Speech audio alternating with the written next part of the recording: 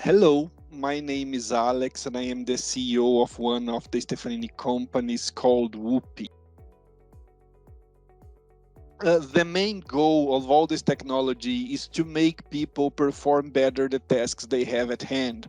So, we don't want to replace people with technology. We want to empower people with technology. And that's always our vision, how to make a better version of ourselves using the technology we have.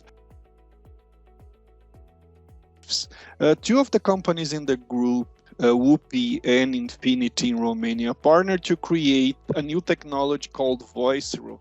And Voicero is a technology that makes real-time translation within Microsoft Teams meetings. And it's very surprising, natural, and efficient. And already dozens of companies around the world are using this technology to make the communication among employees of different nationalities and languages much simpler. And we have heard stories every day on how this technology can improve people's lives. We have been within the Stefanini Group for the last 10 years. We were one of the first companies who received investment from Stefanini. We were a very tiny company at that point with 4 or 5 employees. We have more than 100 now.